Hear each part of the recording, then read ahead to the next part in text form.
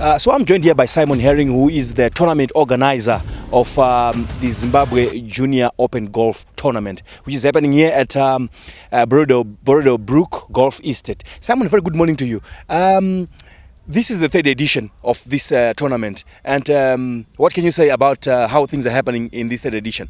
So this edition is certainly an upgrade from the previous two that we had. We have more children, we have a higher quality of field, and we have far better support from local community than we had in previous years. It's a vastly improved tournament. The Zimbabwe Junior Golf Open never existed for several years. Until 3 years ago, we decided to put host the event, and it has been growing ever since, and we expect it to grow even further in terms of quality and quantity. All right, so how important is these tournaments like these to the lives of the young golfers who are just maybe starting on their career or rising up the ladder? It's extremely important because for many of them it is the first taste of international golf. It's the first taste of truly competitive golf.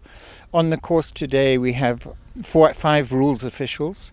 We have 12 nomads assisting us. We have live scoring. We have true competition conditions.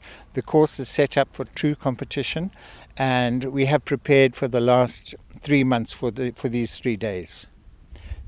Okay, so we have seen in the past editions that we've seen the high numbers of boy competitors in the boys category, but a little bit fewer from the girls category. What can be done to make sure that we have got a balance of more females coming on board?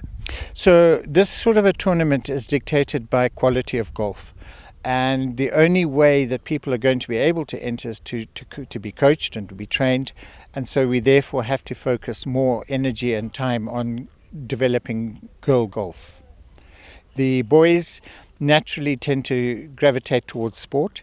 The girls are perfectly capable, but that sometimes they don't believe it. So we have to get the self-belief and we have to get the coaching structures in place. And the nations that are coming to compete in this tournament, we see that there are some regional nations and some other nations that are maybe players that are coming from far away to come and compete here. What does that mean to you? It's fantastic. If we could get more European commitment to come in, it brings in quality, and it then gives our African participants the opportunity to compete against international and intercontinental players.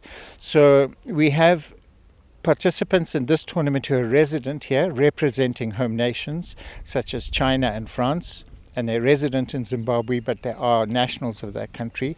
We have a young fellow come in under the Swiss flag. He actually came in from Thailand. So the more children we can get, or more juniors, I shouldn't use the word children, the more juniors we can get participating who are international quality, the better it will be for our own juniors.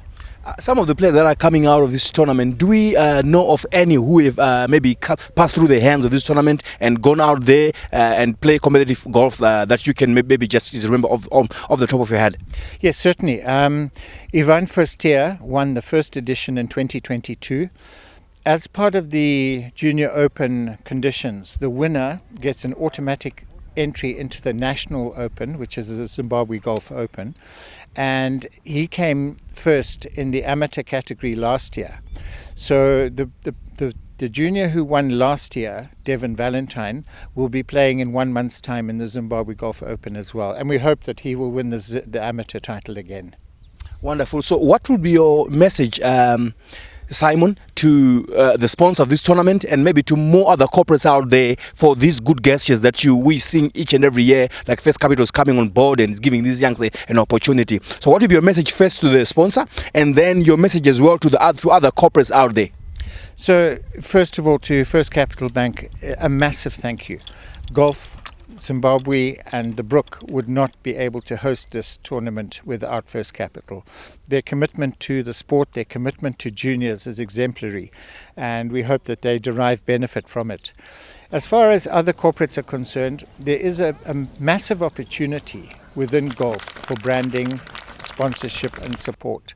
And the sport is not going to grow as fast as it could if we don't have the financial input. It comes down to money, golf is not free. It's not one football in a big field.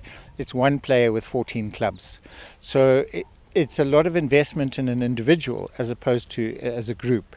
But that needs money, and money is important to golf as far as development is concerned. And Zimbabwe Golf Association has a junior development program, but it could be bigger, it could be stronger.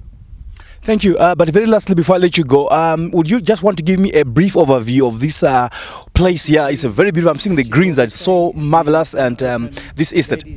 The brook is certainly getting more quality conditions in terms of the course. Our greens, our fairways are all maintained. And again, it comes down, we have a very strong membership. We have a strong support base. But we also have a lot of groups coming in to host corporate golf days on a Friday. We have a lot of visitors to the estate, and that all brings in money. And that enables us to do what we are able to do.